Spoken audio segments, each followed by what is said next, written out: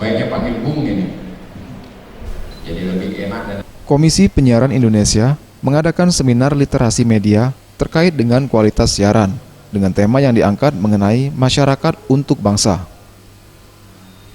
Ketua KPU Pusat, Yuliandre Darwis mengatakan, jelang pelaksanaan pemilu pada 17 April mendatang, KPI telah bersinergi dengan Badan Pengawas Pemilu membentuk gugus tugas yang nantinya akan mengawasi lembaga penyiaran.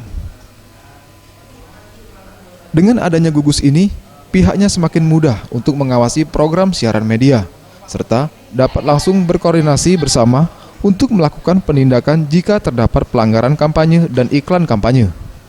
Ya, KPI sudah membentuk gugus tugas KPU, Bawaslu, dan KPI, dan tugas dari masing-masing gugus ini sudah berjalan dengan baik. Apabila ada indikasi, langsung kita melakukan mediasi bersama, kemudian apakah indikasi-indikasi pelanggaran ini di kategori pelanggaran. Nah, KPI tidak bisa memutuskan sendiri bahwa ini menjadi suatu pelanggaran kalau tidak ada pandangan dari KPU maupun dari Bawaslu.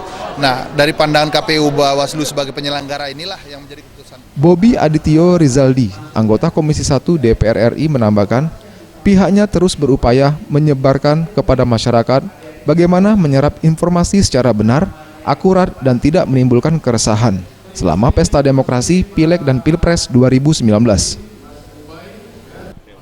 Jadi menjelang kita melakukan pesta demokrasi yang besar saat ini, yaitu ada Pilpres dan juga pemilu legislatif, ini perlunya kita menyebarkan kepada masyarakat bagaimana bisa menyerap informasi secara benar, baik, sehingga tidak menimbulkan keresahan.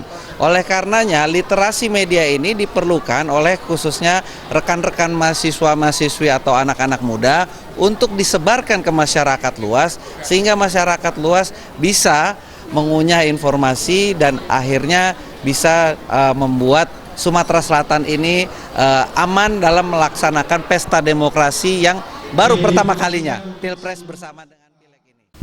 Salah satu peserta, Ega, mengatakan dirinya mengapresiasi seminar yang diadakan KPI Pusat ini. Dengan adanya seminar ini, para mahasiswa setidaknya mendapat ilmu bagaimana memilih berita layak dan tak layak dikonsumsi. Membantu banget ya untuk mahasiswa supaya lebih tahu ke depannya. Jadi kalau misalnya ada kayak berita yang hoax, kita bisa tahu, bisa memilah mana yang benar, mana yang salah dari berita itu gitu. KPI sendiri gimana? Harapannya semoga KPI lebih kayak menyaring lagi lah film-film yang tayang di layar televisi ya, karena kebanyakan sekarang nih film-film yang di televisi yang tayang tuh banyak lebih nggak bermanfaatnya gitu, itu lebih ditindak lagi lah gitu ke depan.